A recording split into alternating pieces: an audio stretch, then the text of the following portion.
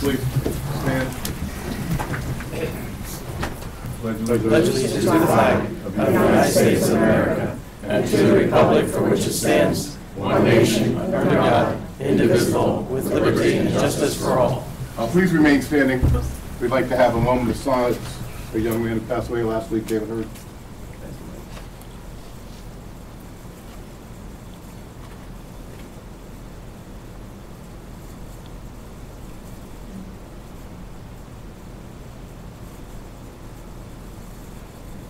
Thank you.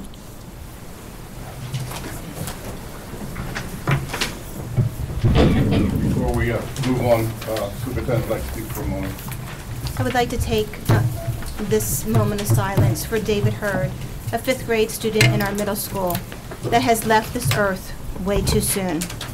My heartfelt thoughts are with David's parents, family, friends, and staff members, as we have been touched by David's gift of life. David, you have had a profound effect on all of us, and we will be eternally thankful for your time in our district and community and the lessons that we have learned from you. You will be in our hearts forever. Amen. Thank you. Roll call, Mrs. Schaefer, please. Ms. Bellotti? Ms. Fisher? Here. Mrs. Hess? Mrs. Holzberger? Here. Mrs. Ellison? Mrs. Mandarino? Mr. Riley? Present. Dr. Volcano? Present. Mr. Myers? Here.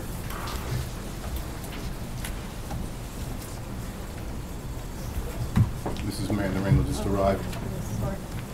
Sorry.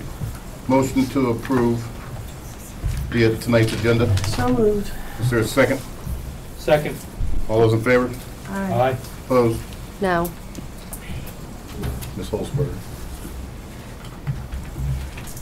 Minutes to be approved. Motion to approve the minutes of the regular meeting, December 16th, Policy Committee meeting, of October 7th, January 16th, AIE Committee meeting, November 4th, 2010, January 6th, 2011, Finance, Buildings, and Grounds Committee meeting, November 9th, as presented. Can I have a motion? Motion. Is there a second? Second. All those in favor? Aye. All those opposed? Recognition. Ms. McGinley? I would like to take this opportunity to thank all of our board members for volunteering their time on the Easton Area School Board. Our students, staff, and community members are appreciative of the relentless hours that you spend on behalf of providing a safe and equitable education for all.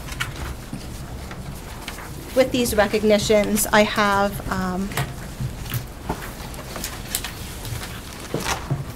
a recognition that it will honor every single school board member who volunteers time and talents for the betterment of public education and in our community. So I thank you. And I will pass those out after our meeting.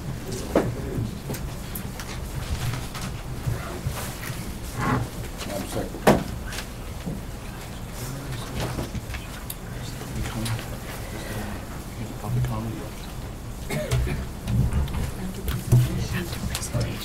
Okay, we have a presentation right now by Keith Fleming, Palmer Company. Keith has changed to Kyra. Okay. Kyra's here tonight in place of Keith. Okay, thank you. Also here with me tonight is Carl Fleming, who's a senior partner in the firm. I'm here tonight to go over some of the highlights of the financial statements from the year ended June 30th, 2010. Do you guys have your reports tonight?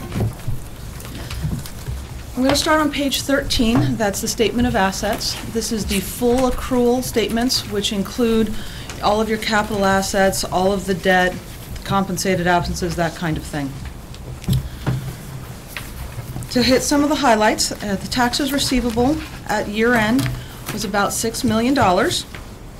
Your non-current assets, that would be the buildings, all that kind of things, the fixed assets, all of the equipment, came in net of depreciation at $193 million.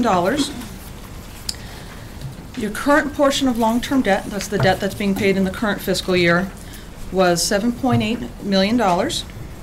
Your accrued salaries and benefits is $11.4 million. And the deferred premium on those bonds, $13.8 million. In addition, you've got bonds payable, that is the balance that will be due at the end of this year, of $136 million, and compensated absences, that would be what is owed teachers after they retire, of approximately $5.3 million. And this is all for the governmental activities of the school district. The next page, page 14, is the statement of activities. We are still on the full accrual basis of accounting. Your instructional expenses for the year total a little over $81 million. That is about an $8 million increase over the prior year. The operation of the plant services, operating the buildings, came in a little over $16 million, which is about a $2 million increase over the prior year. Overall, for the governmental activities, for just the activities themselves, you're running a deficit of $109 million. That is before the governmental subsidies, which brings the total actually to your change in net assets of $13.5 million. Included in your revenues is $72.7 million in tax revenues, which is about a $2 million increase over the prior year. One other thing to note on your statement of net assets is there's a special item. It's the swap termination that the school district had entered into several years ago was terminated. From that termination, the district net $4.7 million. Without that money, the district would have run a deficit of about $1.2 million.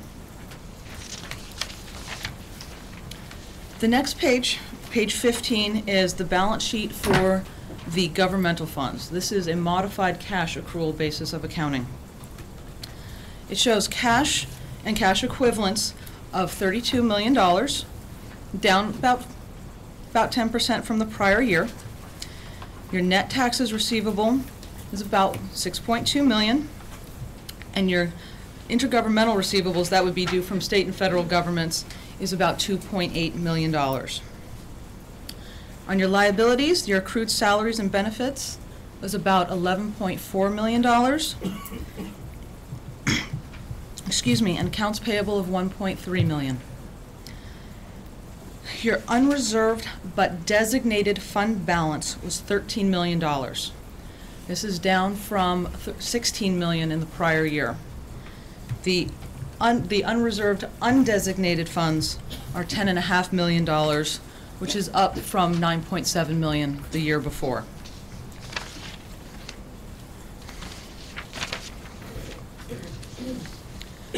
The statement of revenues and expenditures and changes in fund balance for the governmental funds is on page 17. Revenue from local sources, that is taxes for the most part, is $86 million. And your state and federal grants came in at about $39 million. That's up about $6 million from the prior year. Your expenses, again for instruction, came in at $77.6 million, which is an increase of about $7 million from the prior year.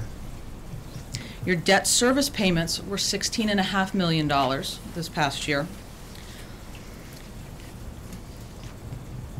Some of the other sources, some of the other uses of funding was extended term financing, which would be your leases, at about $1.1 million, and interfund transfers out of the general fund of, again, about another $1.1 million, most of which went to the athletic fund. So the net change in fund balance for the general fund was $2.8 million negative this past year.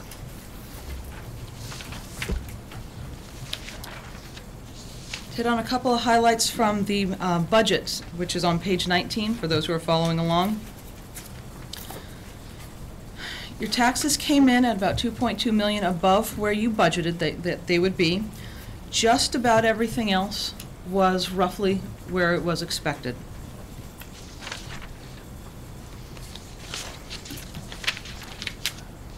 Moving on to the proprietary funds, which is your cafeteria fund. The cafeteria fund had about $400,000 in cash at the end of last year, and accounts payable of about $100,000. The Cafeteria fund brought in about $1.4 million in revenues. Those are lunches that were paid for and other meals. In addition to that revenue, there was about $2 million in federal and state funding that would fund things like the free and reduced lunch programs. The cafeteria fund had a change in their net assets of $34,000 this past year. The fiduciary funds of the district, which are, for example, the scholarship funds and also activity funds, the scholarship funds have about $1.5 million in net assets.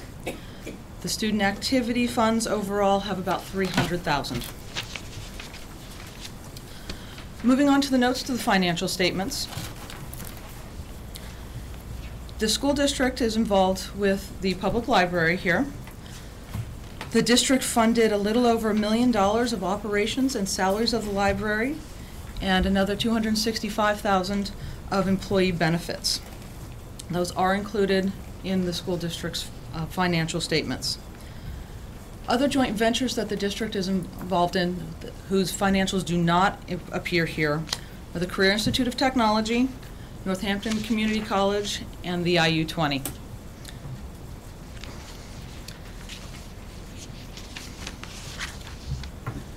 Property taxes for the year, the taxes levied was $75.5 million, which is an increase of about $3 million over the prior year. So property values do continue, or the taxes levies do continue to increase. The district's millage rate for the year was 51.122 mills for Northampton County and 155.277 for Bucks County.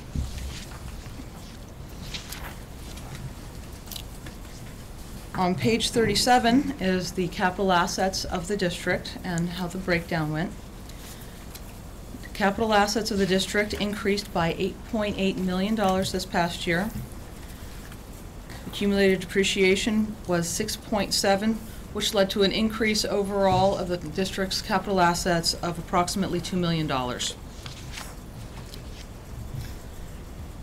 The district's long-term debt, overall, the balance of debt itself for everything was $150 million. $142 million of that is bonds payable. Capital leases are $2.4 million. Compensated absences are $5.3 million, and other post-employment benefits at about $74,000.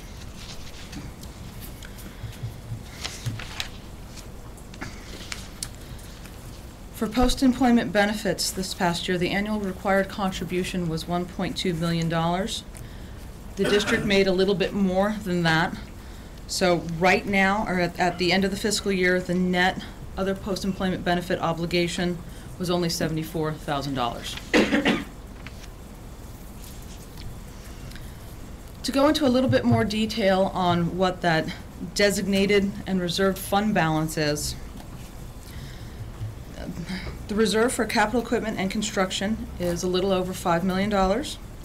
Health insurance rate stabilization is $3 million, which is up $1 million from the prior year. The PSER stabilization, the retirement stabilization, is $3.4 million, and other post-employment benefits is $1.5 million. Are there any questions on the basic financial statements? No, just one question. When you mentioned the community college, CIT, and IU-20, basically you can't give a definite number because that varies. Yes, it does. Based on the number of students we serve or we're sending to those institutions. That's correct. Okay. What do you say on the financial statements? Do you mean something other, or the entire packet? The entire package there. I do. I have a couple of questions. Sure. You mentioned custodial credit risk. It's on page 34. And I'm just wondering if the statement, if it is just a generic statement of a one-time event, or if it's a recommendation that you're making that needs to be addressed internally. Can you read that statement? I can. Let me find it. It says, it's wordy. It's talking about custodial credit risk, and it says, the district's deposits of $15.5 million plus were exposed to custodial risk, which includes uninsured bank balances that are collateralized with securities held by the fledgling financial institution or its trust department or agent, but not in the district's name, et cetera, et cetera, et cetera. Most of that is boilerplate I wasn't su- information. Okay, so It's nothing to worry about. It is, all of the district's money is collateralized, if not by the district, then by PSD LAF or PSD Max, where the district keeps their money. So everything is collateralized. okay. And that information, that It's that just verbiage is Verbiage. boilerplate. Got it, okay, I wasn't sure, I read that, I went, I'm also curious, in your audit of the proprietary fund, I'm wondering, does the scope of your audit include checking invoices from their vendors to determine if they're compliant with the contract we have in terms of rebates and allowances? We don't do compliance auditing, and that's what you're talking about. So no, it would not cover that. Okay. Does anyone else have a question, or should I? No, I mean, I but have something else. I would say the type of auditing she wants could be done, but that would Absolutely. be at an extra charge and It is outside the scope of a outside the financial scope audit, of yes. what you normally do. Mhm. Right. Thank you. Then, looking at all of the different statements that are here, it's sort of numbers being shown so many different ways, but there's a mention of intergovernmental, let me see if I can find, I know I wrote down what it was, intergovernmental receivables that were not received during the fiscal year and that were owed to the district. That's correct. Of about $2.9 million post-close of the fiscal year. What happens once that money is received? Does it get put in? So if it was money that was supposed to be received in, The revenue is recorded in the year when it was earned, which is to say, in the June 30th, 2010 year. The cash will come in the following fiscal year, but it is not recorded as revenue. That money would then go against the receivable to reduce the receivable. so let me ask you. We took 2.8 out of our fund balance to cover bills, expenditures last year, and we were owed 2.9 in intergovernmental receivables that had not been received. How does that impact The balance? revenue is recorded. The revenue is recorded? Yeah, you had to take the money out to pay the bills, Okay, but those expenses have already been offset by the revenue that is represented by that receivable. Even though the cash is not in hand, the revenue has already been recorded. so there's no change to the bottom line there? That's correct. Okay, thank you. Are there any other questions on the financial statements? I'd like to also go over the management letter that was sent to the district. First of all, there was a significant deficiency last year that has been removed. The significant deficiency related to Ms. Guidry being new to the district. She is no longer new to the district, so there are no significant deficiencies with the district at the present time. A year ago, in our management letter, we mentioned a number of things that have been addressed this year. To briefly go over those, we were concerned about the journal entry process. We wanted to make sure those were reviewed by the business manager. That is being done now. Bank reconciliations for the checking account is now being done, and is being done by someone who is not involved in writing the checks. We do have proper segregation of duties now. Last year, the subsidy reimbursement had not been requested. That has been taken care of. Those monies have come in. Student activity counts are now being reviewed on a regular basis. The payroll trial balance is now being included, it has been blended into the general fund, which was a concern of ours. An inventory of supplies is being conducted. The last of the 7 things was some concerns with one of the tax collectors. That has been taken care of. Things are going much more smoothly now. There are still a few things that we do want to hopefully have addressed soon. The first is capital assets and the depreciation of those capital assets. We'd like to see it updated on a more frequent basis, perhaps quarterly, if at all possible. For the payroll liability accounts, those accrual calculations should be posted only into the payroll liability accounts. We had some trouble with that this past year. In terms of tax collection, the district and tax collectors do their settlement of the school duplicates according to provisions that are in place with Northampton County. We would like the district to consider establishing settlement dates of school duplicates that correspond more closely with township and city settlement dates, so that we don't have problems with money going to one place where it should go to another. It's a suggestion that perhaps the district can do a review before the settlement date that is closer to the date of settlement for the county and for the city. And the last item that we have to bring up is potentially establishing additional checking accounts for funds that have significant cash balances. That way we can prevent basically one fund funding another fund. We don't end up with a negative cash balance anywhere. The last item that I wanted to address is GASB 54, which is a change in how fund balance is reported. We also mentioned this last year. The different categories that are going to be out there now are non-spendable, which would be things like your capital assets. You're not going to spend a building anytime soon. Under the spendable category, there are 3 different designations: restricted, committed, and assigned. Restricted is basically anything that would be from the outside, potentially a loan covenant or something along those lines. Amounts that are committed would be something that is done by board resolution. Items that are assigned, amounts that are assigned would be something that would come not from a board resolution, but from the finance committee's recommendation or perhaps the business manager's recommendation. And of course, the last category is unassigned. That would be what we currently call undesignated. And those are the major items that we have to present tonight. Are there any other questions? Yes, I got it. One, you said you were going over some supplies. Are you counting them as an expense or as an asset? Inventory is an asset. Okay.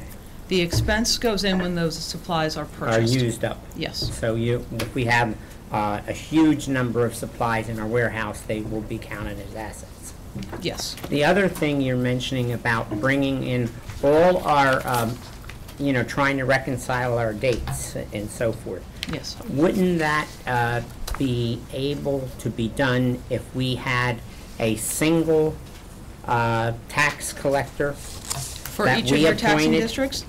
And Yes, that could be handled that way. for all 5 of our municipalities? Yes, it can be That they handled would that way. pay at a certain place? Yes. And then also the same, we did this before, and it worked well, but a group of school board members sort of got rid of it. Also with that would be for property taxes and for our 511 taxes. Yes. And they could all be collected at one place, and that would eliminate you having the juggle, or we having the juggle what comes in and when. There is going to still be a discrepancy between the settlement date of the school district versus the settlement date of, for example, township taxes. Yes. And that's the discrepancy we're concerned about, the difference between those 2 dates. Yes. Which is why we would recommend a more thorough review than usual before the school's settlement date. Okay. And then come up with some kind of a plan, and basically it would be wise to have the auditors review it before, if we would proceed with it. We can certainly do that, yes. Okay. Any other questions? Thank you very much.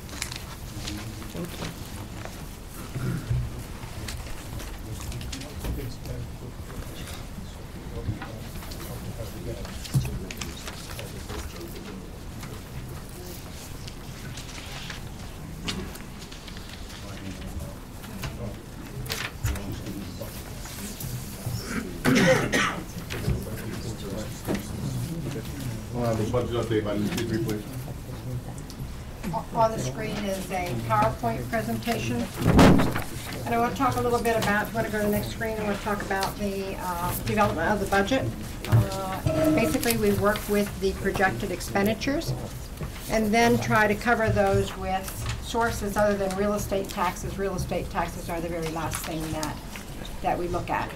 And then that's a determination of the budget gap, and something that we need to think about is doing the same services with the more efficiency or doing more with less, and that's one of the concerns that we have here. So if you want to go to the next slide. These are the instructional expenses. Anything within the 1000 series is instruction. And you have that in front of you. Everybody have a copy at the board table?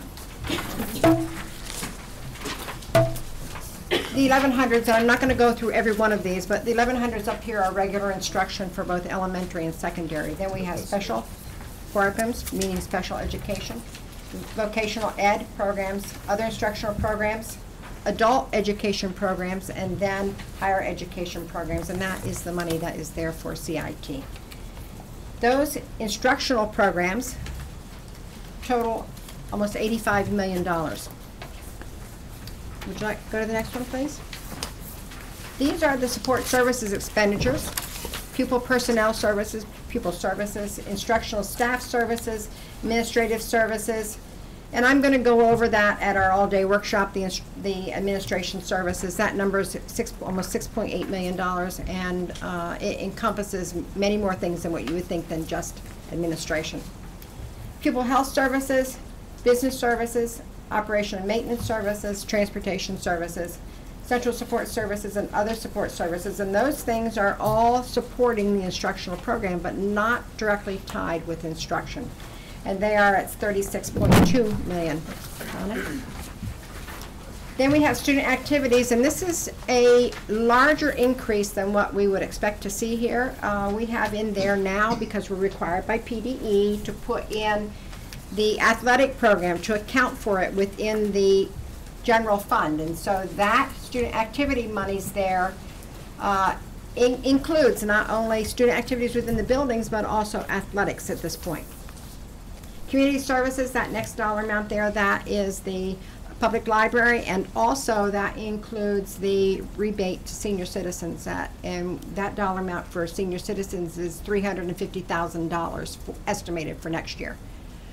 We're getting close to that this year. We have a large number of seniors that apply, but we also have seniors who do not apply and aren't even aware of the program. We had one the other day who came into the office who was not aware of that, and was not aware either about the homestead, farmstead monies that's going to be available, we hope. But if you know somebody who has not applied for the homestead, farmstead, it's on your primary residence. If you live in your primary residence and you need an application, you need to either call us here or go down to the assessment office in Northampton County. Get yourself an application, fill it out. You're either approved or not approved, but yet last year the dollar amount was like $214 that was off your tax bill.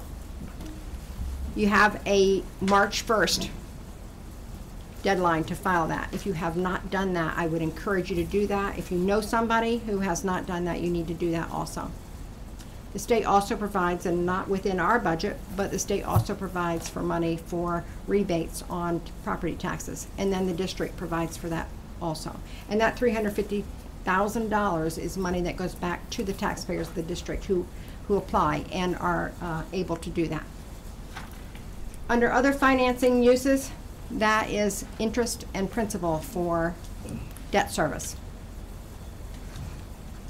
And then the budgetary reserve at $400,000, which last year was $1 million, we've trimmed it back to $400,000. So in total, all expenditures and other financing uses are at $141,910,818. Mrs. Petrie, when we spend that day going over the budget, Yes. my major concern, and I've said this from day one, is that we break down the necessary expenses, okay, because we can't change those. But the discretionary items, that we have a say on, that we actually look at those very closely. And that's if, say, a teacher thinks she should have, or he should have a set of new desks, that would be, we can make a decision, should they get the new desk this year, or could we wait 2 more years, or something of that nature. That's discretionary, okay? We would have input into discretionary. Non-discretionary, heat, light, whatever forms of heating or water or maintenance that we need, that's non-discretionary. We can't do anything about that. If we're going to go over both discretionary and non-discretionary, we're going to have little effect on this budget. I think there's other board members here that want to know what the discretionary items are, so we could decide if they're really needed this year, or we could put them off for a year or 2, because I mean every teacher would like to have a spanking new room, but every teacher can't get a fully new desk, new blinds, new everything. So that's a concern. Being a teacher for 30 years, I know the difference, and certainly I know how many things were snuck in under non-discretionary and that were approved. So that's one of mine. I don't know if any of the other board members understand. I hope we understand what I'm saying, but I think we really have to go over the the discretionary items. That's what we have to. That's where, if we have a chance of cutting this budget at all, it will be in that area. The fixed items, as you know, we can't cut heat, we can't cut electric, and so forth. Right. Okay. I totally agree. And we will go over, concentrate on that particular day. One issue. Yes, we will. Okay, I think I thank you, said Mr. President. 818 up there, it's 819. Okay. If you want to go to the next one, oh, you can stay there. Local revenue sources, that $93.9 million. I've been looking at that and looking at that, and it includes taxes, of course. It includes earned income tax. It includes transfer tax. All those items, and we're going to go over that in detail. It is in the actual budget, preliminary budget that's out on the website if you're interested in getting that. State revenue sources, and we've actually had some, I guess I want to call it very interesting news from the state, that the basic ed funding, they're going back to the 06-07 level for funding, and that could mean significant decrease in state funding. We did budget for level funding from last year and did not put in any money for educational jobs. They're calling it ed jobs from the federal government. The governor has indicated he's going to use that money to pay the basic ed funding for the current year and not use it for next year. I did not put any of that money in the budget, but I do know of school districts that put in excess of $800,000 in their budget for that. So. Federal revenue sources at $1.9 million. And remember that the stimulus money, that $4.4 million that we received, it went away. That's no longer going to be available for school districts. Other revenue financing sources at $1.2 million there. We have a $300,000 from the cafeteria fund, and that other $1.2 million is the money that we have to book as a paper transaction for the leases that we would have for the computers, and so that's that money. Then the fund balance appropriation would be $10.5 million based upon this budget. Now I want to tell you that this is a preliminary budget. We do not have, and would you go to the next slide, please? We do not have information yet on what is going to be given to the school district for basic ed funding. We do not have information for a number of items which I'm going to list later. This is a chart of what has been happening since 2009 up to 2012. The very blue large at the bottom of the page is salaries and benefits. The next is debt service and transfers. Now, remember that I said that within the general fund, we're going to have the athletic fund. There is a decrease of about $1.4 million in debt service transfers because now we're recording that within operating expenses and salaries and benefits within the general fund. Insurance is that little green line in there. And then utilities and diesel is the purple on top of that before you get to the teal color, which is actually operating expenses. Questions about that slide?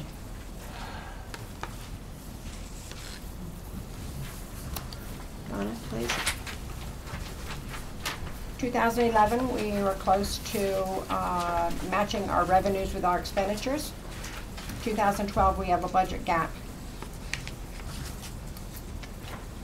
As we proceed through this process and look to future years, we're seeing that we are going to have a larger budget gap. 2 years ago, we had a small budget gap. Now we're almost equal. The budget gap gets stacked one upon the other from year to year, so you don't wipe out the prior year budget gap unless you're able to cut expenditures.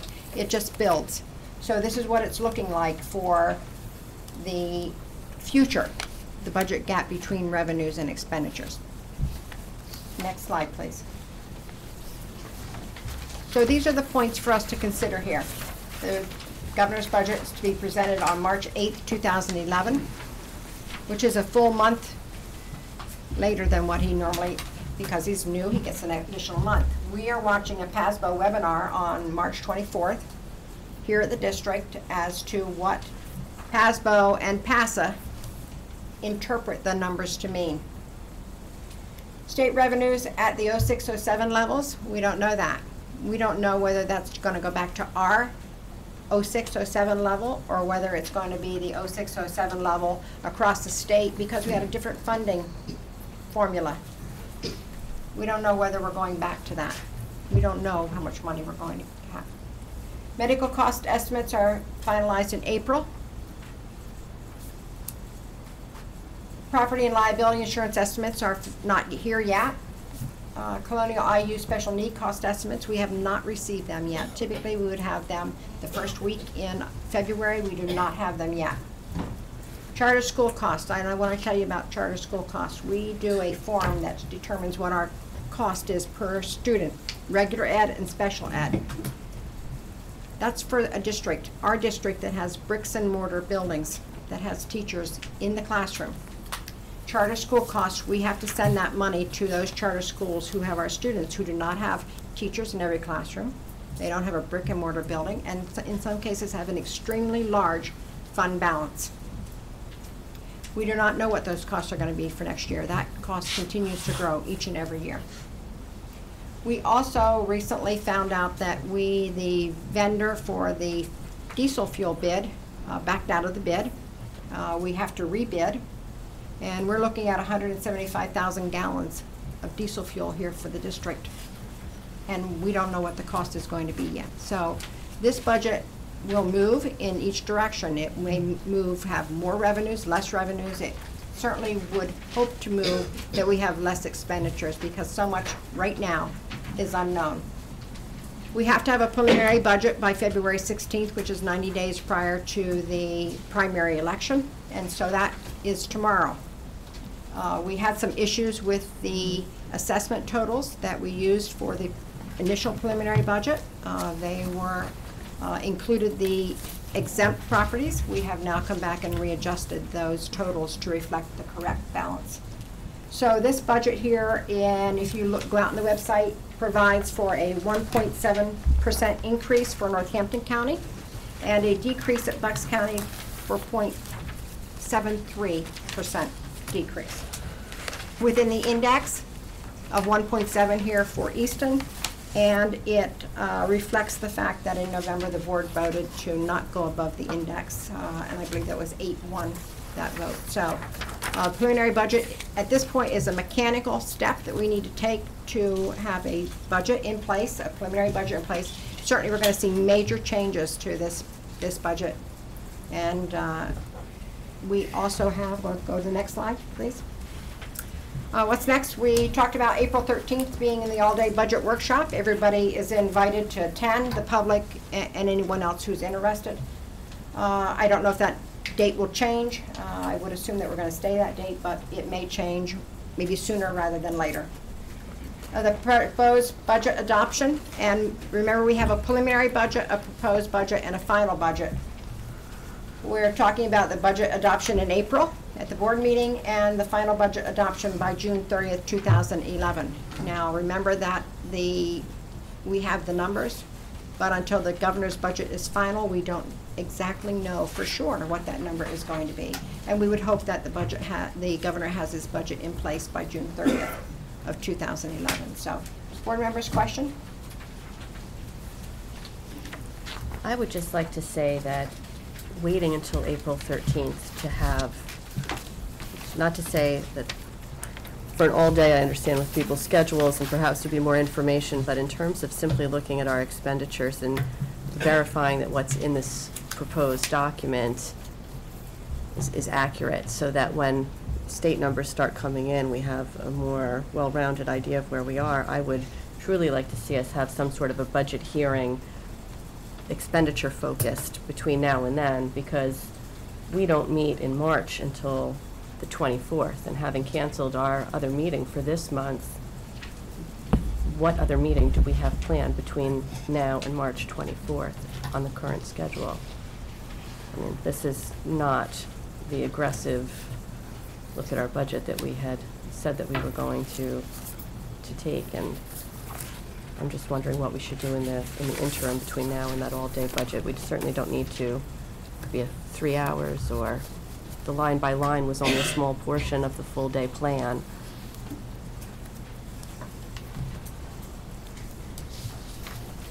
What are you suggesting? I don't know what schedules are like. We have a finance committee meeting scheduled for March 17th. Perhaps we should change that and make that a budget hearing, or We also have another committee meeting that night. we could do buildings and grounds first, and it's just a suggestion, but there are other evenings that we could consider, and I think we absolutely should be doing that and not waiting until March 24th.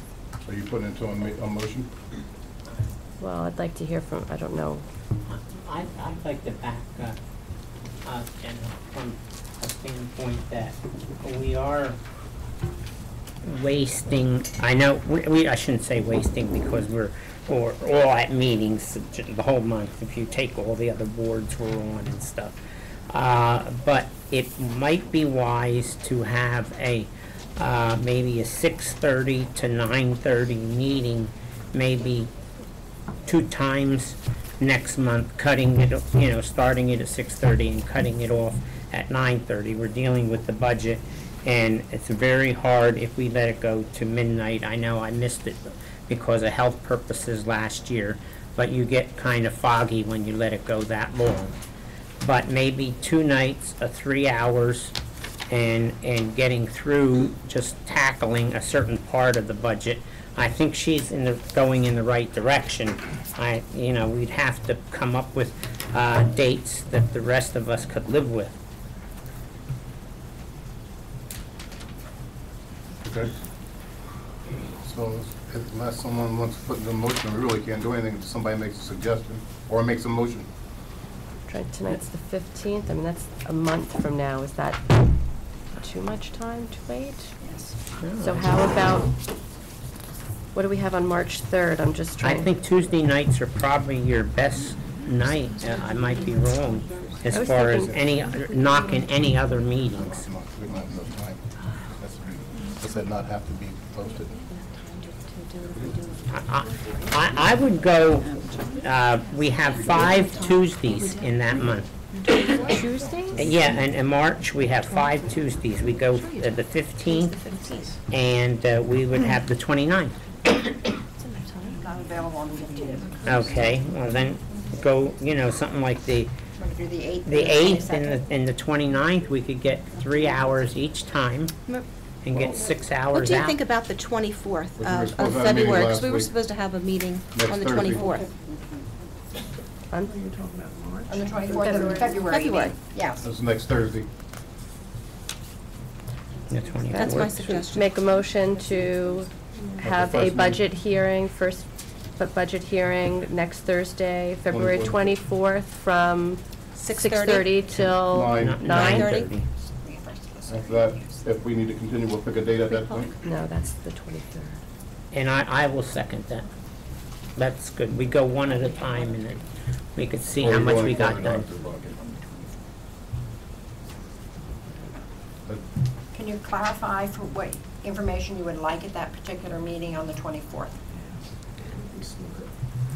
That would be smart. Well, are we having, do we have to vote on the motion first, or do we gonna? Yeah, we have to vote on the motion, and then we have to give an agenda what you particularly want to do at that point. So let's get the motion first. Is there a motion? Yeah, she made a I made motion, the I motion. seconded it. Okay, let's vote on it. All those in favor of having a meeting next Thursday, say aye. Aye. Those opposed? All right, now let's deal with the agenda that you're looking for. I personally would like to see us just sit down and do the line-by-line portion of the plan, taking the document that we were given right before the winter break Mhm. and going through the expenditures that were listed there with a detailed description of what they are. I know that as the document is presented, it does not have, it has breaks in like totals. It totals it after maybe each 100 or something, but if we could even, have it broken down a little bit more specifically at the end rather than trying to total it. I can show you what I'm talking about. Yeah, Jen, I was just going to say, that Jen, we have to have what we're going to do, and if we could look at those the discretionary items in a certain area, and we could cover 3 hours of that, that would put us ahead.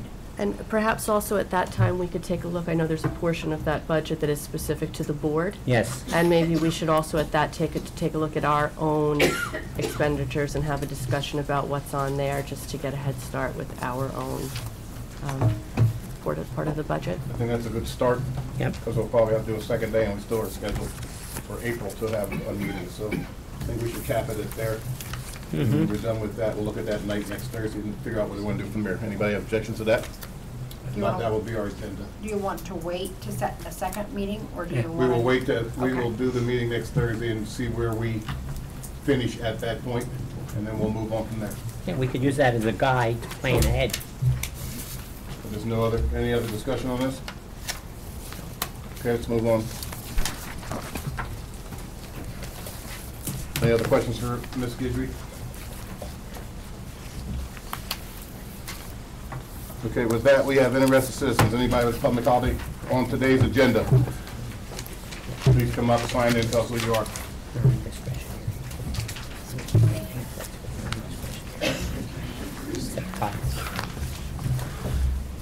Good evening, Diane McKee, Palmer Township.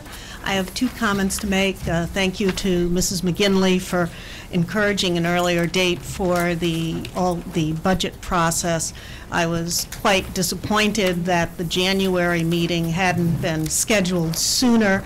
I didn't know if it was an issue that you all had to meet together, but I was kind of hoping, I'd been waiting and watching the website to see that meeting could be sooner. At least it's February, but I really would suggest when you have situations like that, if there was some way through email or public announcement that you could coordinate a sooner meeting, because with the urgency here, I think it's horrifying that we have to wait. The second comment is I respectfully take issue with something that Dr. Volcano said as far as discretionary and non-discretionary items. I think items that obviously we need electricity in the school, I think even that the non-discretionary items need to be looked at very carefully to see if there is a different way of doing things more efficiently or with less dollars. So I felt I wanted to say that. You would always look at those, but you put more emphasis on the discretionary items. I agree with you 100%. Thank you.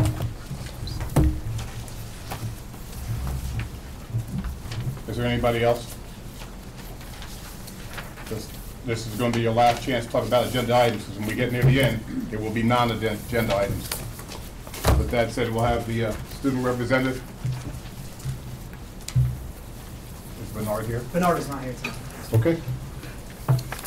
Let's move on to the PTA representative, Jill Nathanson.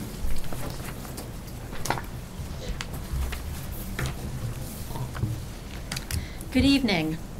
Just going on Mrs. McGinley's comments earlier, I guess PTA would also like to take this opportunity to thank all the school board members for your time and effort on behalf of our students. We understand the huge time commitment volunteerism requires, as we share your desire and apparently your salary as well to provide the best education we can for our students. And it's interesting, February is also the month where PTA recognizes its own organization and we celebrate our own Founders Day. We had a lovely celebration last Monday night. It was hosted by the Cheston PTA at Cheston Elementary. The picture, thanks Donna. I'm trying to get one of the pictures up. I don't know how clear it is. But we had wonderful entertainment. Oh, that's really good. Marie Miller, the music teacher at Cheston, is over on the right, and she had 4 groups performing for us. She had the 4th grade Orff Ensemble, the 3rd grade Orff Ensemble, beginning recorder, and advanced recorder. And I have to say, it was just wonderful to see our students. Oh, and that was the cake. I have to say, I'm so impressed by that cake. I have to remember who did that. But it's really great, and I want to tell all of you that to see our elementary kids performing for us is incredible. And I really encourage all of you to take an opportunity, even if you just pick one school in our district and find out when their spring recital is and go, and get to see how excited the students are, how well they do. We have a wonderful music department, and it's fabulous to see these kids. They're excited, their parents are so proud. It really gives you a good feeling. So it was nice celebrating our founding, and I found out PTA goes back very far in this district. The first schools that actually founded PTAs goes back to 1931, where we had 3 PTAs started. The high school, Forks, and I had to go back and look at this. Somebody who's lived here longer, which is probably everybody in the room but me, might know this, but Porter Elementary? Oh, yeah. Really? Yeah. Sure. Okay. I have never heard of it. It was- I haven't been around that long. It was built in 1891. I have Wow. pictures of it before it was torn down. Okay. Well, you learn something new every year, so that was quite interesting. So just continuing on talking about the arts, because music and the arts are very important to PTA. Nationally, we sponsor a program every year called Reflections, where our students get to compete at the local level, the council level, and so on, in a number of categories. This year's theme was Together We Can. And I do want to say I thank everybody in the school district that helped us judge at the council level. We had a day where we had all of the submissions in here, and people came and helped us judge. And we sent our winners onto the council, onto the region. And we're very pleased. We have 15 winners at the regional level, and I hope you'll bear with me. I want to give them some credit. I'm going to go through the names kind of quick, and I do promise to email the list off so it can be properly in the minutes. In photography, our winners, and this is not in any order. Orders aren't given until it moves to the next level. David Troutman from Tracy, Julia Schimpf from Shawnee, Solomon Wilcox from Tracy, and Taylor Warman from Easton Middle School. In the category of film, Dominic Pressa from Shawnee. Musical composition, Grace Lee from Palmer, Matthew Roizen Pryor, and Christian Sherman II from Easton Area Middle School. In dance, Maya Detweiler from Shawnee. In visual arts, Samyukta Niraj from Shawnee, Maria Galaz, oh my gosh, I'm going to really... Oh, thank you so much, Mrs. Holzberger. Yes, she's from Shawnee, and Mrs. Holzberger runs our program at Shawnee, so I know she has all these. Kelsey Ortiz from the middle school, and in literature, Samyukta Niraj from Shawnee, Victoria Santos from Tracy, and Ariel Yacker from the middle school. So congratulations to all of them. They're going to be honored on March 19th. At a regional event, and then they all go on to the state level, and we're really hoping for some state winners this year. That's always very exciting for our students. I have 2 other announcements that both relate to our high school PTSA. They're both new things that we're starting this year. One is an activity called Rover Fest. It's going to be held Saturday, May 21st at the Easton Area High School campus. In addition to the PTSA, all of the clubs at the high school are going to be contacted to participate. It's going to be a full day of activities, including food, music, games, entertainment, and cow chip bingo. And I hear we have a cow. Only here can you go and get a cow. I don't quite get that, but that wasn't my job, thankfully. It's going to be a great chance for everyone at the high school to celebrate their Rover Pride. More information will be coming out. The other activity is something we're doing district-wide. We're very excited about this. We're launching a dress-down day to raise money for the Post-Prom Safe Night program. It's going to be district-wide, every school on the same day. The day is going to be April 20th, which is a half-day for our students. We're going to be selling T-shirts as well with the theme Easton Area School District Celebrates the Student Journey. They'll be available for purchase. The T-shirts will list all of the schools in the district since they all contribute to the success of our students as they journey toward graduation. We'll be selling T-shirts for $10, which includes your donation, or you can just, for $5, dress down that day. And I'm really excited to walk through schools that day and see everybody in the T-shirts because everybody I know wants to be a part of this. So we thank Mrs. McGinley's for her support on this, and I know Mr. Cock and Mr. First have also been asked to partner with the PTSA on this. We will have order forms available in each building's main office. We'll make sure there's plenty in the administration building too, because I think you all should get the opportunity to dress down. I don't know if you ever do that here, but you should. And buy our T-shirts and help us make money. So we definitely appreciate the support. Last year's event had over 600 students who chose to safely celebrate post-prom. The next meeting of the PTSA, forget who I'm doing, Council, is March 7th, and I'm pretty sure that's at March Elementary because I thought it was funny to meet at March in March. So, thank you. Will you, if you wanted to write a check out, how would it be written out? To the PTSA? Yeah, just PTSA, Easton PS? Easton PTSA. Okay. Easton Area High School, so maybe EAHS space PTSA. That's a lot of letters. Okay. But pretty much anything that uses any combination, you Okay. can deposit in a bank.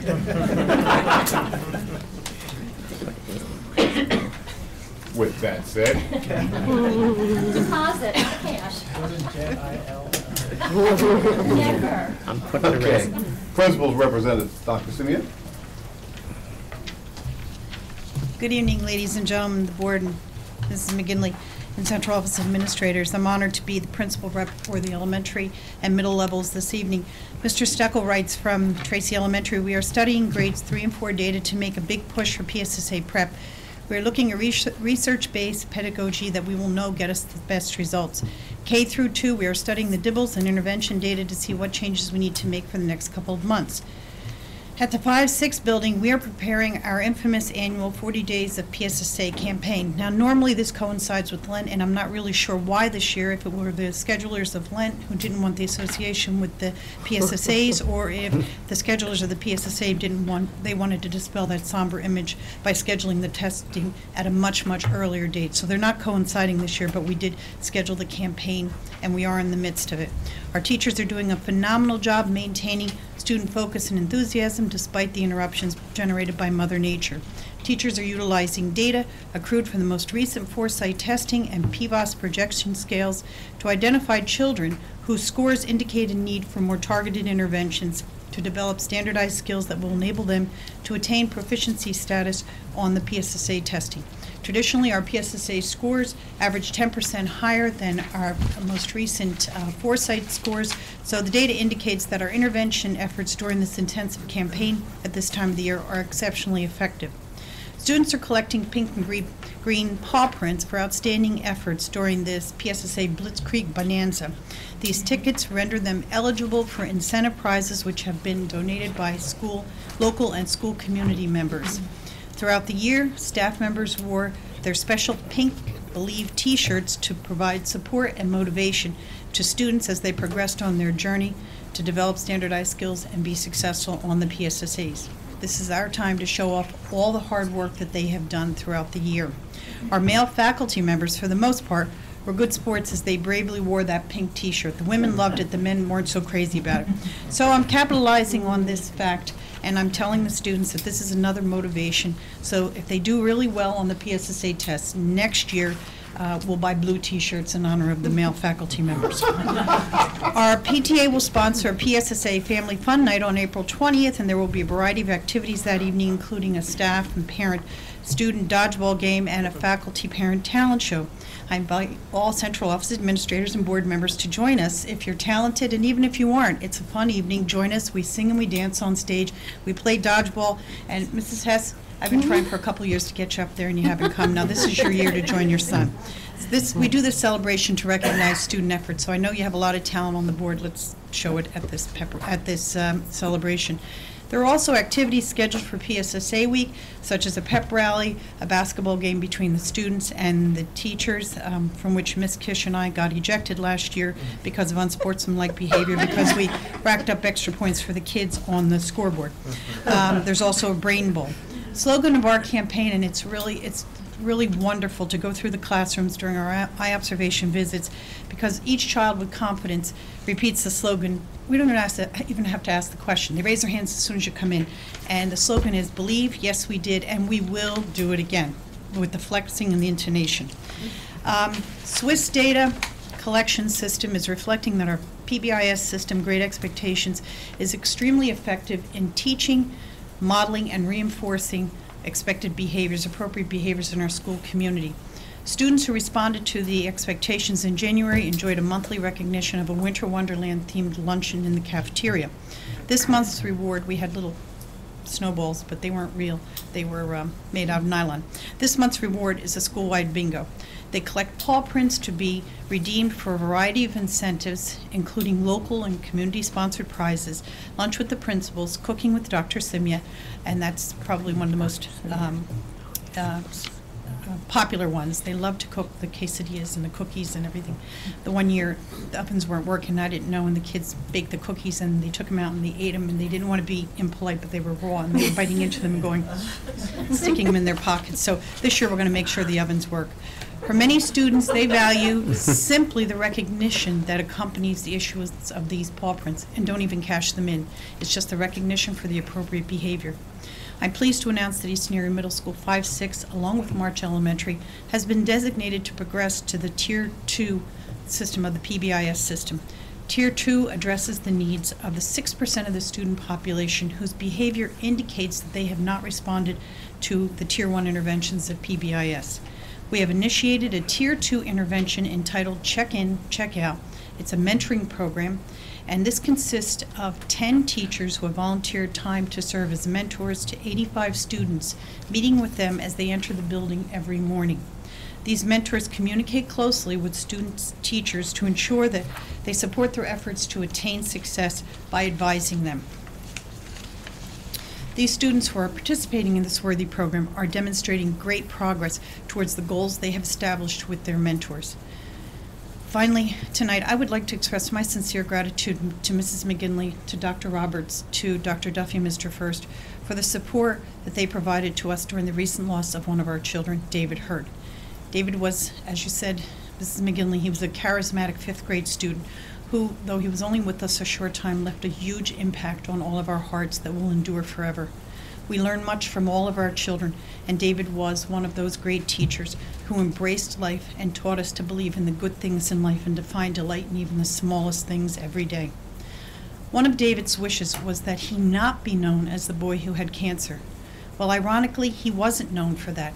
He was best known for the hope and courage that he exuded as he orchestrated a national campaign to provide paper cranes as signs of hope and courage for children suffering from the same physical battles and challenges that he faced. He continued this hopeful endeavor even as hope faded for his own survival. He kept fighting for others. He was an amazing child. I would also like to thank my fellow principals for the counselors they provided from their buildings so that they could respond to the needs of all members of our Eastern Area Middle School 5-6 family as we experienced the grieving process at the loss of David. I'm proud of my staff for so many reasons every day because of the continuous dedication that they demonstrate to our children. However, I must publicly recognize the exceptional professionalism and compassion that they demonstrated as they executed the crisis plan that was created by our counselors and how they conducted themselves throughout the past week to take care of our children. Without them, nothing would have been possible. our lives at the school would have been less peaceful, and they ensured that everything went peacefully and smoothly. David's family plans a memorial celebration on February 26th at 1 p.m. at Lafayette College. The Eastern Area Middle School 5-6 community is planning a celebration of David's life in the spring. Thank you to all of you, the Central Office, and to the board members for your continuous support of our Eastern Area Middle School 5-6 family. Without you, none of the wonderful things that happen in this district would occur. Good evening. We had so much to cover between K through 6 that I'll be addressing the secondary. So good evening. I'll keep it brief in light of the large agenda and just highlight a few of the important things that are taking place in our secondary schools. Both buildings, as Charlene previously mentioned, with the elementary and middle school, are preparing for our students for the upcoming PSSA assessments, which will arrive here in March. Our teachers, to do that, are analyzing assessment data, identifying specific needs of our students. They are then using this information to make adjustments to their instruction and to provide individual support for our students. We are also focusing our attention building-wide at both the 7-8 and the high school on reading and math in all particular content areas. At the 7-8 building specifically, teachers outside of the math and English area are determining specific anchors to adopt, and they will then focus on those specific anchors between now and test day to prepare our students at the 7-8 building for their assessments. At the high school, teachers will focus their attention specifically on problem solving and reading comprehension strategies, as these are two things that we took note of in looking at our data previously from our foresight assessments from the first quarter of the school year. The 7-8 building would also like to update the board on their PBIS program and the community. As Charlene mentioned, the Winter Wonderland program also took place at the 7-8 building. Students were able to redeem team stamps for donated items that were wrapped and tagged for them and presented to their family members. A special thanks goes out to all the faculty, staff, and community members who were able to donate items for this particular program. In January, students received their second marking period awards. They had the opportunity to then choose their own adventure. Faculty and staff members led a variety of activities such as So You Think You Can Dance, origami design, flicker ball, karaoke, and of course trivia. Students are working hard to earn their individual and class incentives. This month, students can cash in their stamps to earn a chance to play Deal or No Deal during the upcoming PSSA month. Furthermore, the mentoring program at the 7-8 building is doing extremely well. Students and teachers voluntarily take part in this program to improve on specific behaviors, similar to the level 2 type things that Charlene is working on in her building as well. At the high school, I'd just like to mention something that I think is extremely important that is taking place with our National Honor Society with partnership with our NAACP Youth Council. They recently joined with the Volunteer Center of the Lehigh Valley to present a story and activity in remembrance of Dr. Martin Luther King. The high school students will eventually tour each of the elementary schools, of course, because of the snow.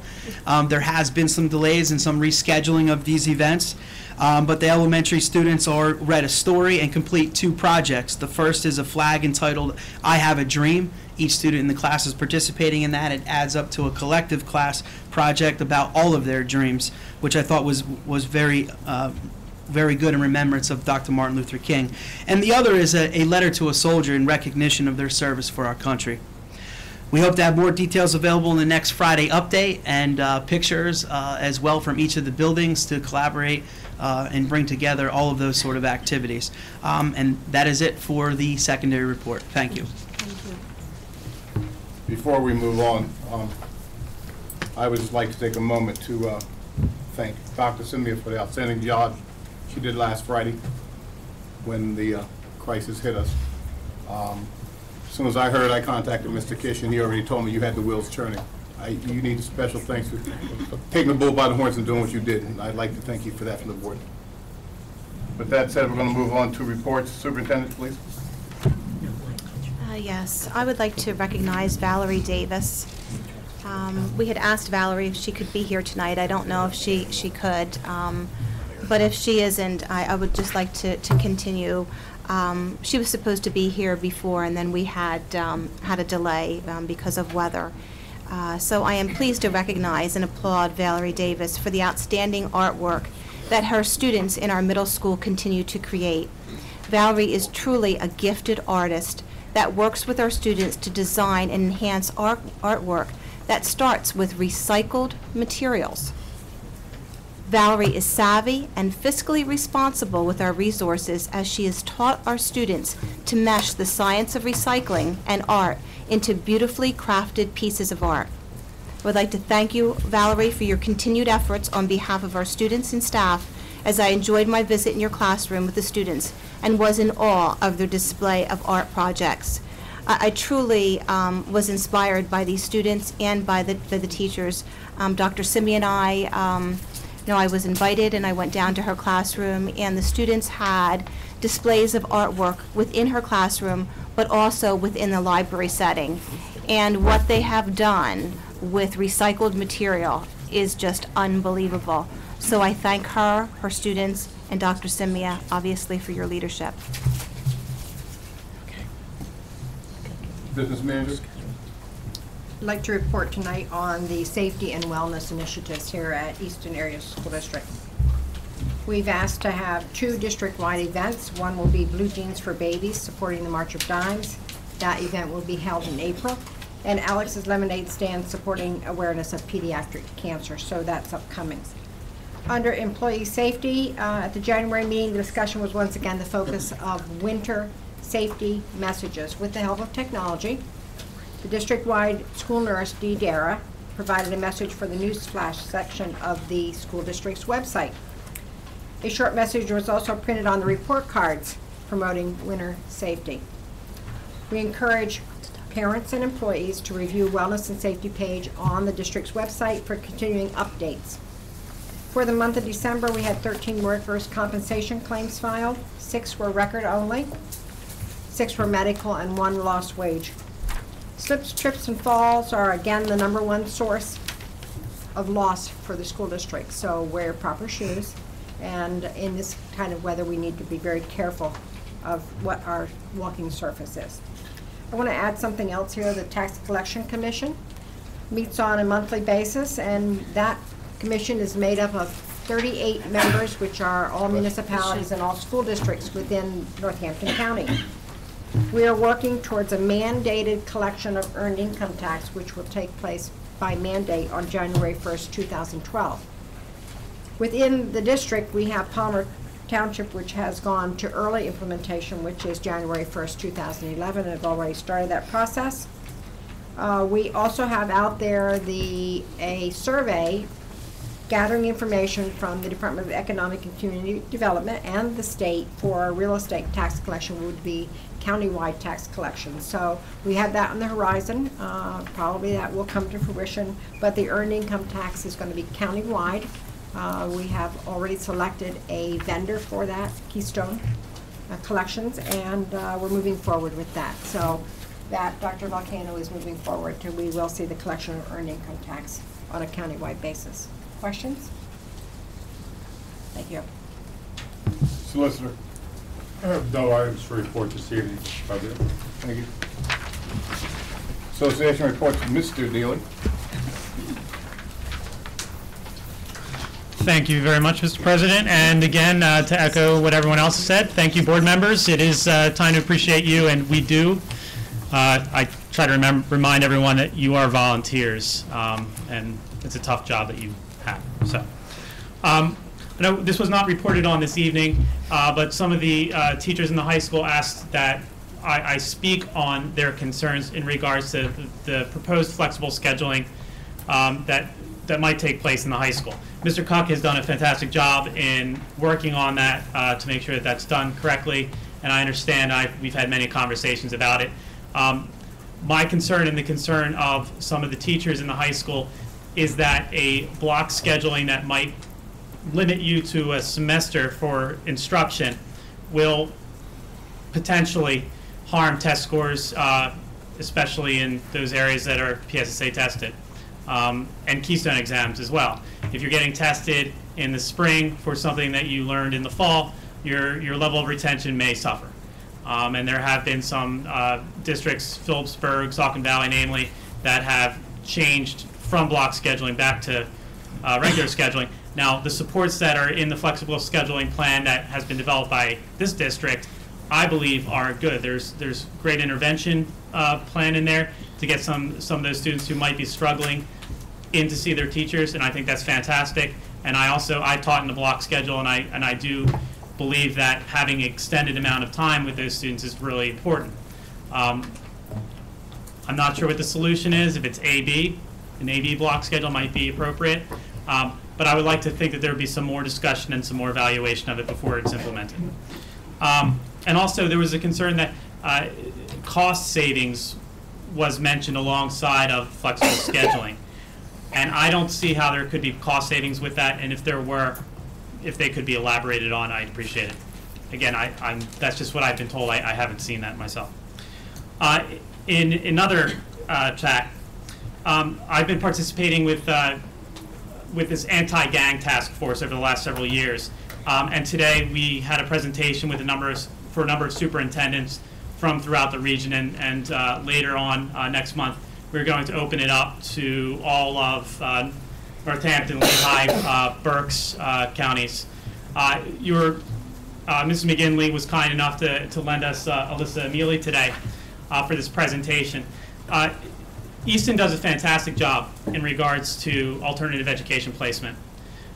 In this time of financial crisis that we're in, one way to save the district money is to make sure that we maintain the students that we have in our classes, in our emotional needs students or what have you, that we are able to keep them in school and out of the criminal justice system. For every student, every one student that drops out and gets involved in the criminal justice system through gangs or through drugs or what have you, costs taxpayers between $1.9 and $2.3 million. Now, if we were able to save across the Lehigh Valley 25% of the dropouts and keep them in our schools, you're saving 100 times that.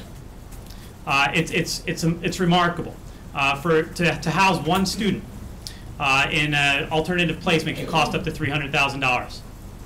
So really, by maintaining our alternative education environment and increasing the size of, let's say, the academy or some other program that we might have, we are actually saving us countless dollars in the future. So I encourage the district to be forward-thinking in that and to try to retain as many students as we can, because we know that they are a precious resource and they need to be invested in now rather than invested in on the back end. And it's an 8-to-1 ratio. For every dollar that you spend on early childhood education, you get an $8 return on that investment. So full-day kindergarten, it sounds expensive, but saves us a lot more money on the end. So thank you very much, and look forward to seeing you at next week at the budget session. Ellen? Good evening. Wasn't going to say anything, however, I saw a little thing here on page 2, letter F, Easton Coach Company for contract. I understand the board now is approving or disapproving field trips. Says to New York City. I don't know who's paying for it. Yes, in our contract it does say PTA clubs, et cetera, does not have to use us. However, if they would use us, I can guarantee savings. It's within 75 miles, we can do it. And as I said, a savings, and not only a savings to the PTA, but also to the parents, who, if the school district's not picking it up, the parents are, and everybody's trying to, cut costs. So I understand they may want luxury, okay, whether it be the PTA or clubs, but we can't all afford luxuries, as we're all finding out right now with cutting things. Okay, so it's up to you, the board, to approve or disapprove these trips. I hope that you look at them and ask those questions. Are they within the mileage? Plus, the mileage has been on different occasions expanded, if asked. Okay, so, I'm just asking that you please take that into consideration when you approve these, because I see they're line items.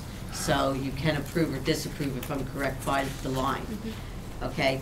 Second, we've already met with Mr. Kish, Mr. Kaskavinsky, Mr. Huck, Ms. Cassis at the high school. So, they're really working with us on bringing the drivers in more also, okay, to do the work. Because you got to remember, if they're hiring us, the bus drivers, we're employed by you.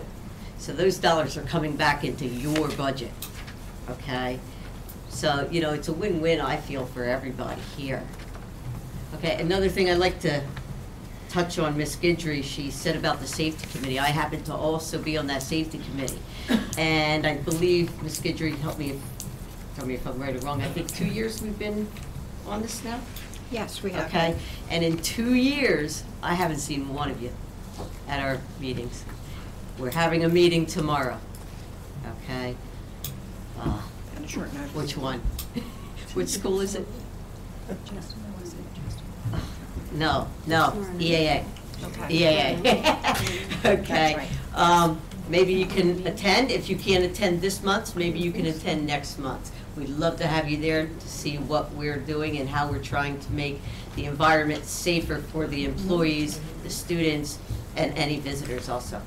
That meeting's at 8 o'clock? Yes, sorry, thank you. In the morning? In the morning? 8 in the morning, yes. Yes, 8 o'clock. That's, Excuse me. there's the thing. I understand that. I understand that, but, you know, if anybody's available, please, you know, feel free to come and take a visit and see what we're trying to accomplish, because that committee's trying to bring down cost in the district. The fewer accidents we have, claims, however you want to phrase it, our rates go down more and more, and we've already accomplished that for, you know, a little bit, but we're trying to get bigger, okay? Thank you. Thank you. Thank you. Any other association reports? Yeah, I was just going to make a real quick comment. As far as Mr. Dealey, I did talk to Dr. Roberts and to Mr. First on the phone about block scheduling, and I intend to set up a meeting with them. We said we would meet at a later date. I studied that. They were surprised how much I knew, and I studied that for 3 years at Northampton, and sit down and talk again, because there's some other things that I came across that you two should know. Okay. So I'll get to you by phone, and we'll set up a meeting date. All right, let's move on. Executive session reports. The Eastern Area School Board held an executive session on Monday, January 24th at 8 and it ended at 9:42. The purpose of the executive session was to discuss personal matters, legal matters. The following individuals attended: Ms. Fisher, Ms. Holzberger, Mrs. Mandarino, Mr. Myers, Mr. Rowley, Mr. Castrovinci, Ms. Guidry, Mr. McFall, Mrs. McGinley, Dr. Roberts, Dr. Duffy, and Mr. Freund. Now we're going to move on to discussion and actions items. 1, a new PDE requirement for a facility study, Building and Grounds Committee. Henry. Good evening, everybody. I'm just here to report on a facility study change that came down from Pennsylvania Department of Education. And the reason I'm reporting on it is because you've engaged us to produce a facility study for you for upcoming projects. Just a little background on facility studies. Any project that the school district would like to do, or any school district would like to do, and receive PDE reimbursement for the project, you must have a facility study that is less than 2 years old. Your last facility study is actually from 2003, and then we did an addendum to that in 2007. So it's going on 4 years old right now. So if you want to do any reimbursable projects, you need this facility study. As I said, you've already engaged us to do that. On November 30th, the Pennsylvania Department of Education sent out a bulletin revising the PlanCom requirements. The original bulletin stated that you needed to do 2 things related to measuring the energy use in the school district. The first one was to implement what is called an Energy Star Portfolio Manager, which is it's actually a free online program where school districts, or actually any business, any home, any school district, really any organization can go on, input their energy data into the system, and then get ranked by that system. You may have heard the term Energy Star label. You see it on a lot of appliances and things like that. The purpose of this website is that you can actually get an Energy Star label for your buildings. The way that that Energy Star label is granted is if your building is performing better than 75% of similar buildings put in the system. So it's not 75% of the buildings in the country, 75% of similar buildings in the system. So the target's always moving, changes from year to year. and you can reapply for Energy Star from year to year. The second requirement that PDE had for the facility study was to do what they call comprehensive energy modeling. And that actually required you to build a 3D model, not physically build it, but build it in a CAD program, a 3D model of each of your facilities, and then run that through an energy modeling program. That was actually, that was a rather expensive proposition. And Dewey Engineering, we actually contacted PDE and we petitioned them to revise their requirements. The facility study is done, as you know, before a project is applying for Plan-Con reimbursement, and to spend that kind of money up front, or that kind of additional money up front, we thought was a little silly, especially since you really don't know what the projects are. After talking with Plan-Con about a month later, and let's see if I have the exact date here, they did issue a revised requirement where they would only now require the Energy Star information as part of the facility study, and the comprehensive energy modeling they pushed off actually to Plan-Con Part E, which is actually, once you've got, it's called the design development stage of the building, and then they limited that modeling to the new project building only, or significant addition only, so you didn't have to do it for every building in your entire district. So that was actually a very good change. But we are still stuck with the requirement for the Energy Star, the portfolio manager information. I did send out several letters on this. I believe the first one on December 10th, and I believe the other one near the end of December, early January. We were going to talk about this at the facilities meetings in January and then earlier this month, but they never happened. So the second letter was sent out, I'm sorry, the second letter was sent out January 26th, where we actually put a cost to this, to add it to the facility study that's currently underway, and the additional cost for that, the additional fee would be $3,850. So we're asking the board to vote on that, and we can amend the facility study or add this to the facility study that's currently being done. How much was that again? $3,850. And there is a scope of work listed in there. So if the school district decides not to do this, we'll still do the facility study with the original scope of work that we did. But then the school district should know that once you try to apply for reimbursement, they will require that work to be done, so that all of the district's facilities need to be put on to that Energy Star website. I guess it needs to be moved over to the buildings and grounds. We have a meeting on that Thursday. Yes. If we put that study off to when we actually need to do the Plan-Con reimbursement, will those costs have likely increased in what we would pay as part of the? No, I mean, we base the cost on what we felt was our, we've done it for other districts. And it usually takes, you know, depending on the size of the school and the information and the availability of the information, it usually takes anywhere from about 4 to 8 hours per school. For the district here, it's, I think I had it listed in the letter, it's 2,000 data points or something that have to be collected and put into the system. So we base it on our hours. So yeah, if you wanted to put it off, it's certainly something that you could wait and do at a later time. It just has to be done. Without any significant cost increase, correct? Yeah, yes, yeah. I mean, you know, if it's done later this year or something like that, sure. But yeah, it's based on our hourly rates and an estimate of how many hours we felt it would take for the district. Any questions? I have a question for Henry. Yes. Paxinosa project, Henry, is that a reimbursable project? Yes, it is, yes.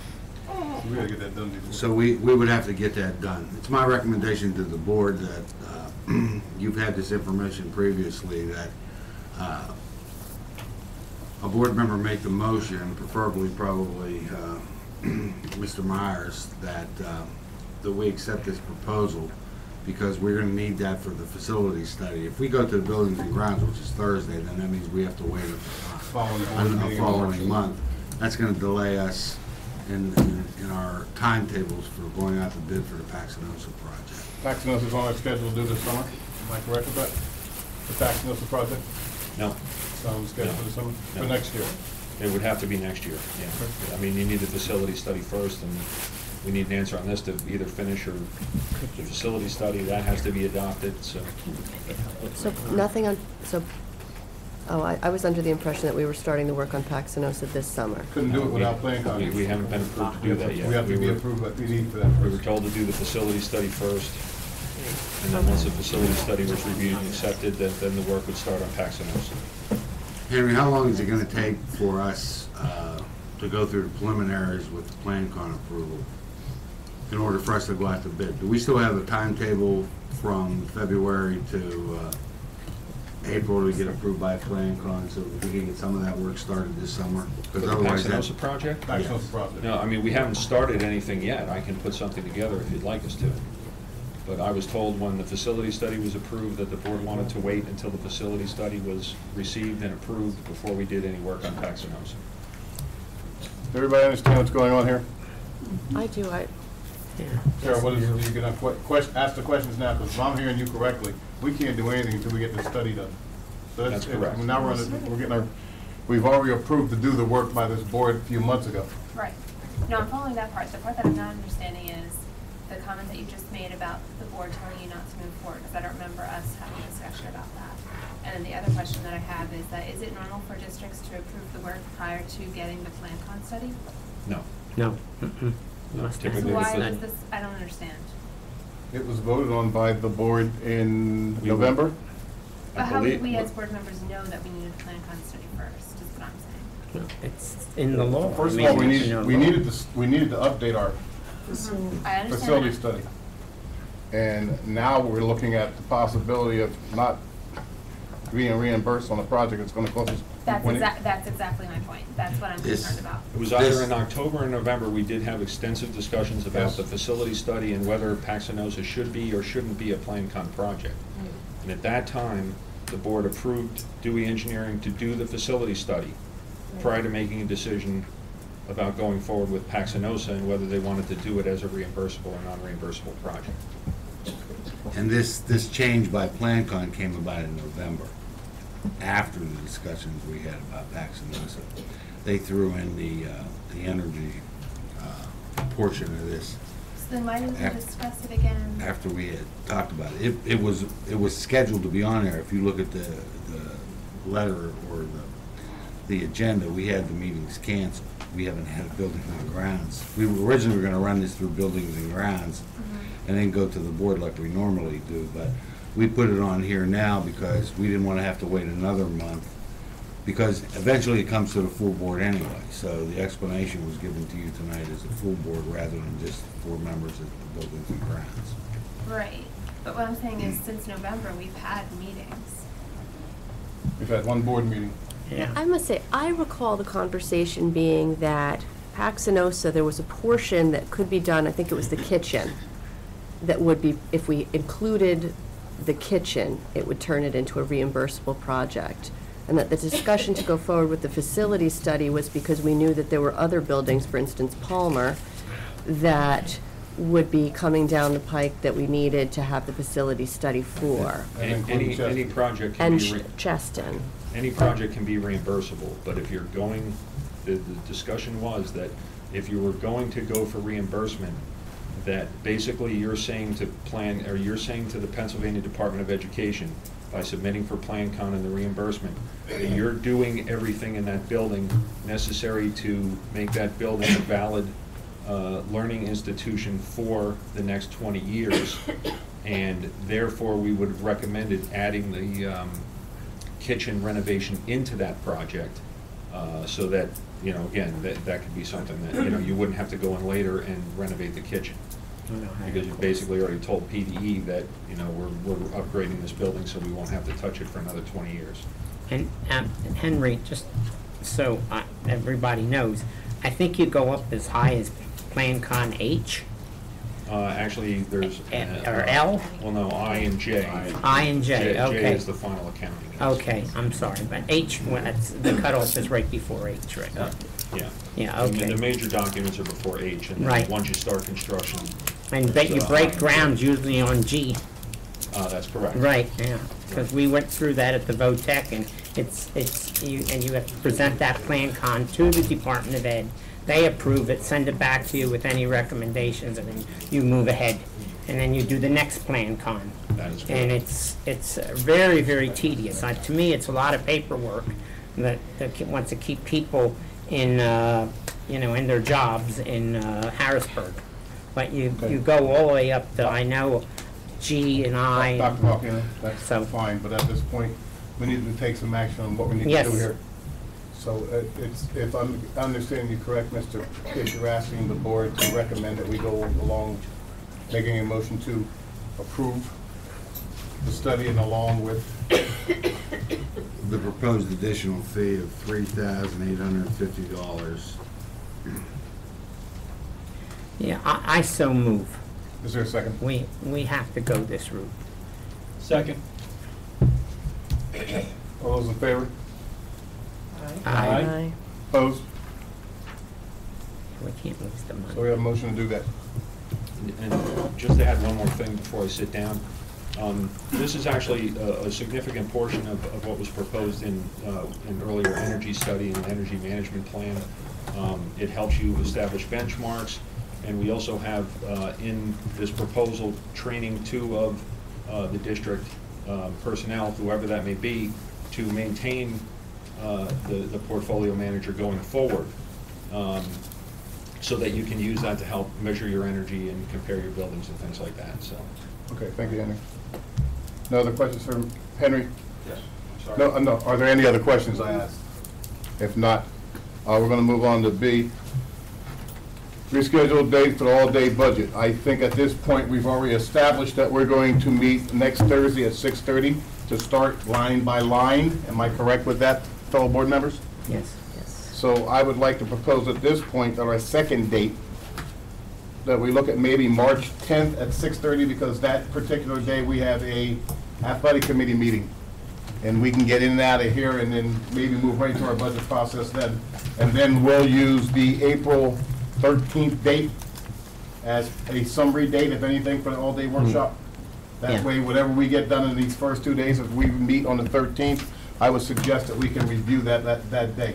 Anybody have any questions? I do. I can't make the April 13th. That's fine, if you're not here. I already took my vacation. That's fine, for the time. that's fine. Those of us can be here, and we'll still leave that date open for the public, so they can put their input. Yes. All right, is I think everybody that's all right with excellent, that? Mr. President, yes. So we're still planning for all day on yes. April 13th. That's a day to review. Yes. It never hurts to do too much studying, as you say to me, Ms. Holzberger. Or a day to finish, if we're Yes. not finished at that date. Okay, so if we're all, everybody's good with that, we're going to cap and lock that day as March 10th as our second day.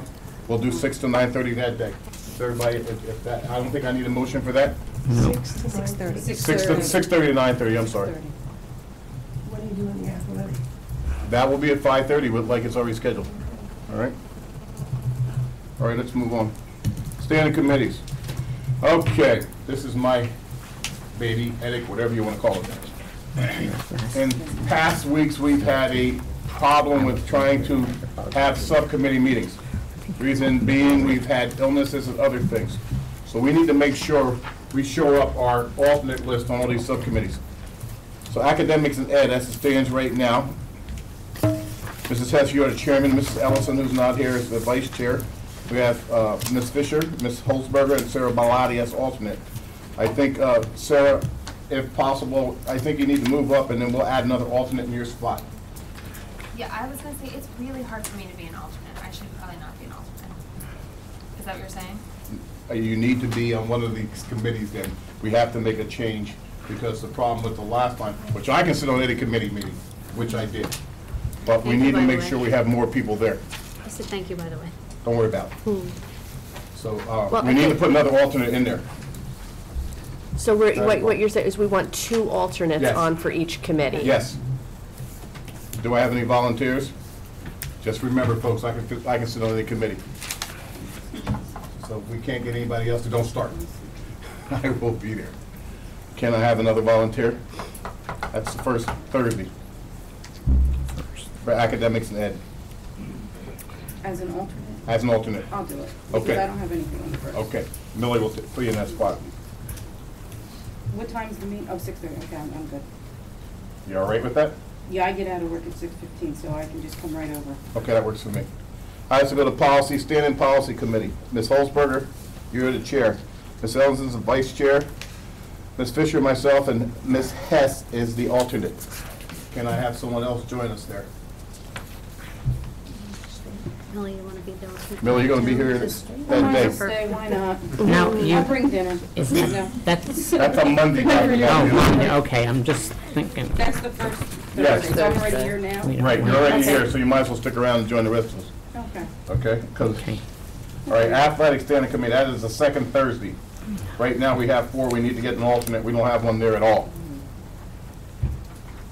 We need to get an alternate there.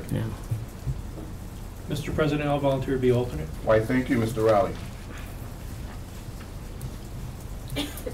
Finance, standing, Ms. Ellison. Can I Miss- just go back there to the athletics? Who's the vice chair on that committee? I am, I'm sorry, it's not written down. Okay, you're the vice chair. Joan, did I forgot to tell you that? Sorry about that. Okay, now we got that straight, okay? Mr. President, do you want another alternate for the athletics? Can we have another one? Is anyone available? Or is I one put good enough? myself down as the second alternate. That'll work for me. Call Tim first.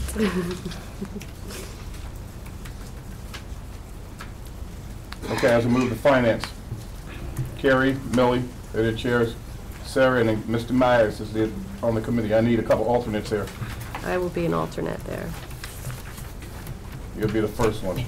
Can I have a second one? I'll be there because I have to move the buildings from around. All right, thank you, Ms. Fisher.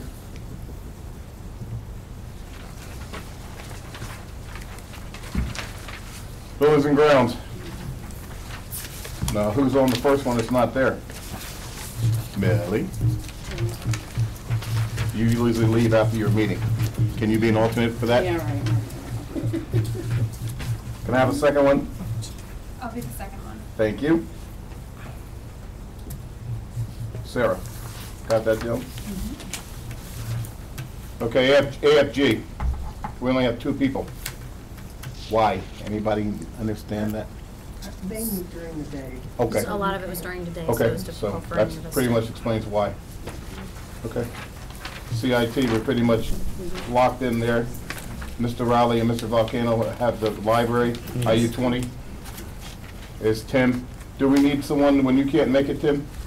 Do we need to designate anyone? Tim usually tells me, and I usually call.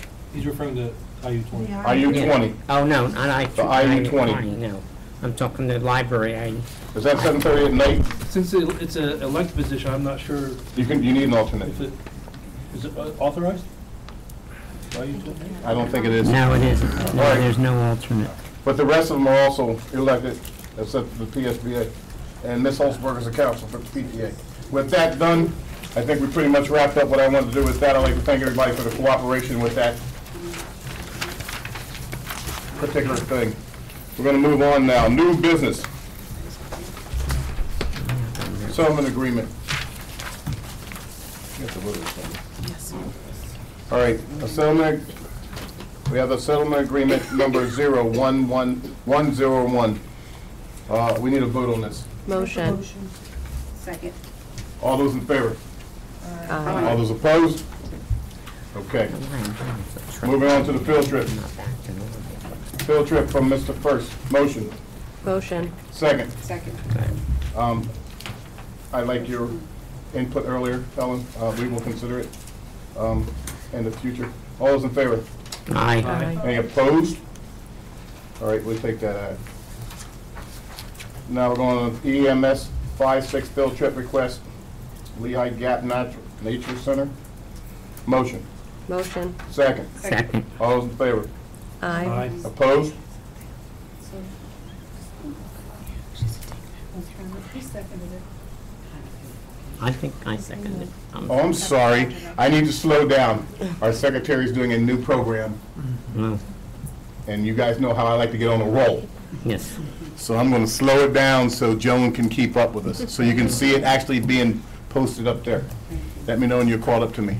Okay. You good? Okay. Now we're moving on D. EAMS field trip, Northampton Geological Historical Museum. I got that right. Motion to seek board approval. I'll move. Dr. Lucano. Second. You got it? All those in favor? Aye. Aye. Opposed?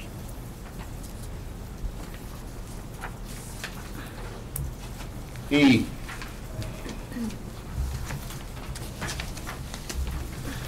EAMS 5-6 feature proposal. Right. I'm really gonna not try that name. Motion. Motion? Motion. Second. All those in favor? Who's second? Who's second? I motion, Pat second. Volcano, Yeah. second. Yeah. All those in favor? Aye. Aye. Opposed? Okay, now we're going to F. Easton coach, contract to go to New York City field trip. Is there a motion? Motion. Ms. Holzberger. Second. Second. Ms. Mandarino. All those in favor? Say aye. Aye. Opposed? We're going to G, conference request by Mr. First. Request approval for Eastern Area High School teacher Deborah Frace and, oh, I'm not reading all this, to attend the 22nd. No, you don't. Is there a motion? Motion. Second. A second. You got him? All those in favor? Aye. All those opposed? Elementary track and field. Motion. Second. Holzberger. All those in favor? Aye. Aye. All those opposed? Moving to I, K-12 health curriculum. Motion. Second. Second. All those in favor? Aye. Aye. Opposed? J, flexible schedule action plan. Is there a motion? Motion. Is there a second? Second.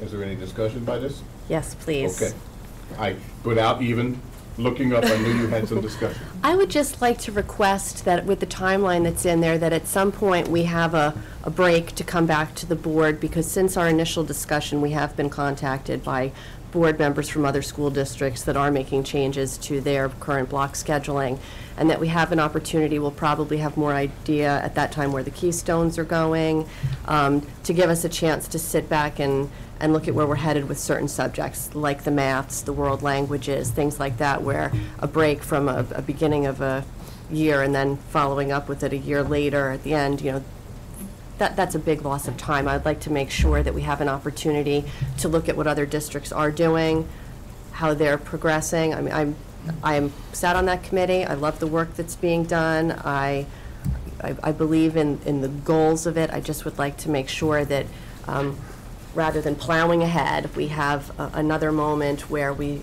stop before it's all or nothing, maybe before you know, schedules are implemented or something like that. I don't know what time frame you'd be looking at, but if that would be okay with the board to just request that we add into that timeline an update portion.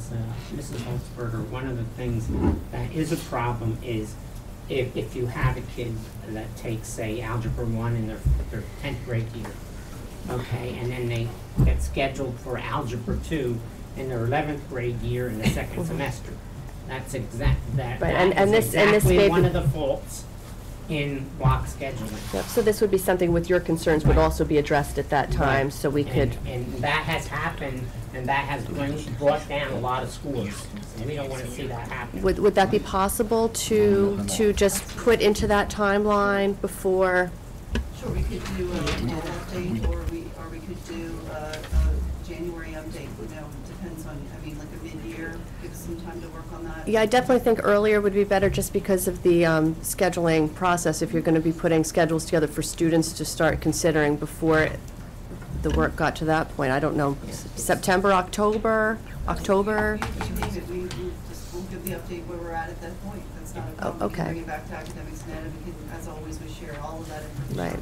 Right. Okay, while we're having this open discussion on this, Dr. You gotta Volcano, track those students correctly. are you asking to table this? I'm not asking to table it at all. I just am requesting that because we're being asked to look at the action plan, that the action plan be revised to include a update to the board on progress to date I just want to make in sure the we're clear fall. with that. In the fall. It's By October. We're Yes. referred to as proper tracking, so they're not out of. Okay. Right, and as you all recall, part of the reason we're extending the deadline is we want to develop a mock schedule and look at and actually walk through all of these things and go through all the considerations. So I think When you that's- have your next meeting, like I said, I was gonna get in touch with you, Mm-hmm. but I would like to be notified, because I would definitely come. The next meeting in terms of what? Like, because we did have it, we had an update at the Academics Net, you mean those meetings? Yeah. Okay.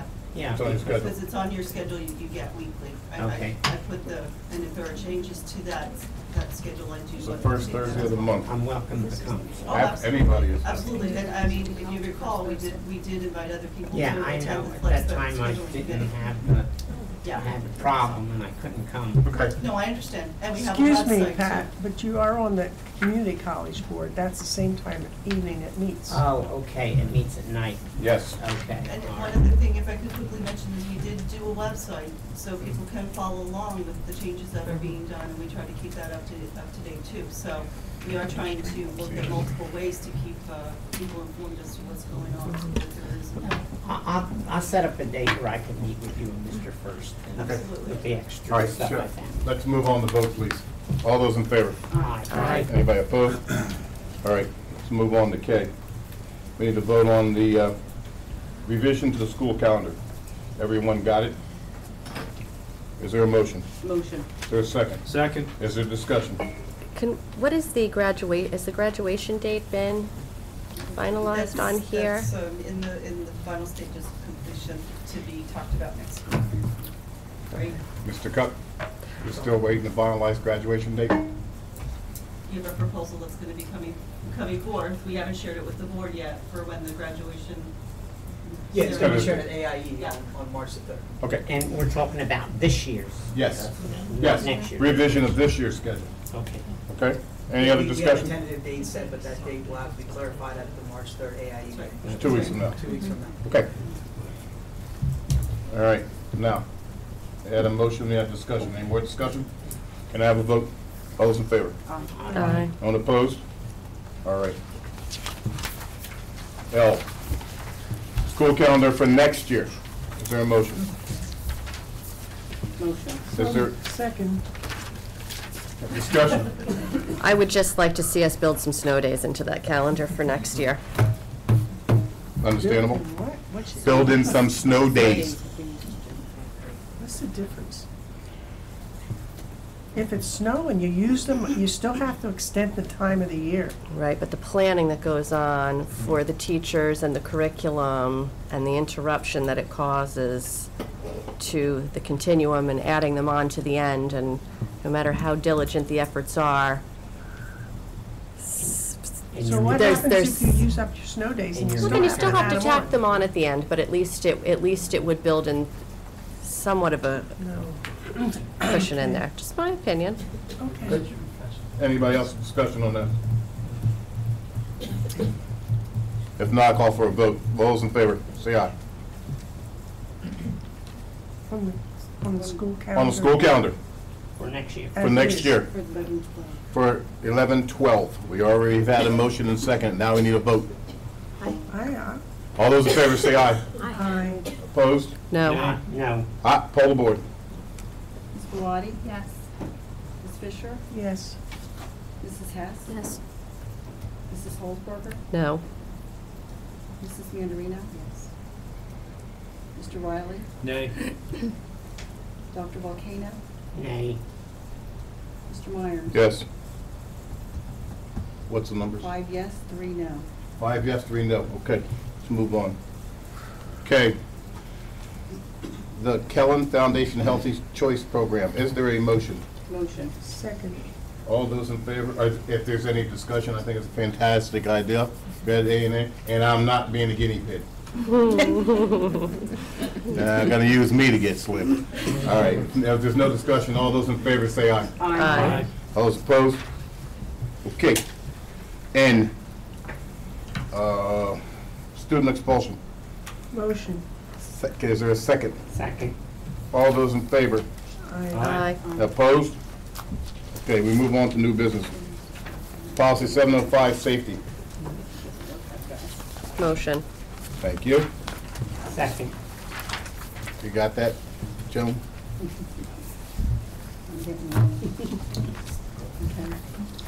All those in favor? Aye.